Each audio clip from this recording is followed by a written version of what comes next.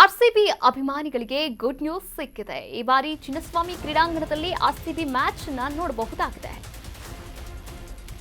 RCB ಅಭಿಮಾನಿಗಳಿಗೆ good news. ಚಿನ್ನಸ್ವಾಮಿಯಲ್ಲಿ ಪಂದ್ಯಗಳಿಗೆ ಅವಕಾಶವನ್ನ ನೀಡಲಾಗಿದೆ. ಕ್ಯಾಬಿನೆಟ್ ಸಭೆಯಲ್ಲಿ ಮಹತ್ವದ ನಿರ್ಧಾರವನ್ನ ಕೈಗೊಳ್ಳಲಾಗಿದೆ. ಎಕ್ಸ್ಪರ್ಟ್ ಕಮಿಟಿ ವರದಿಯ ಮೇಲೆ ತೀರ್ಮಾನವನ್ನ ತೆಗೆದುಕೊಳ್ಳಲಾಗಿರುವಂತದ್ದು. ನ್ಯಾಯಾಧೀಶ ಜಿ ಕುನ್ಹಾ ವರದಿಯ ಶಿಫಾರಸು ಜಾರಿಗೆ ಸಿದ್ಧತೆಯನ್ನ ಮಾಡಿಕೊಳ್ಳಲಾಗಿದೆ. ಕೆಎಸ್ಸಿಎಗೆ 16 ಷರತ್ತನ್ನ ಕೂಡ ಹಾಕಿರುವಂತದ್ದು ಗೃಹ ಇಲಾಖೆ. ಆರ್ಸಿಬಿ ಮ್ಯಾಚ್ ಕೊನೆಗೂ ಕೂಡ ಬೆಂಗಳೂರಲ್ಲಿ ನಡೀತಾ ಇದೆ. ಆರ್ಸಿಬಿ ಮ್ಯಾಚ್ ಅನ್ನ ನೀವೆಲ್ಲರೂ ಕೂಡ ಚಿನ್ನಸ್ವಾಮಿ ಕ್ರೀಡಾಂಗಣದಲ್ಲಿ ನೋಡಬಹುದಾಗಿದೆ ಲೈವ್ ಆಗಿ.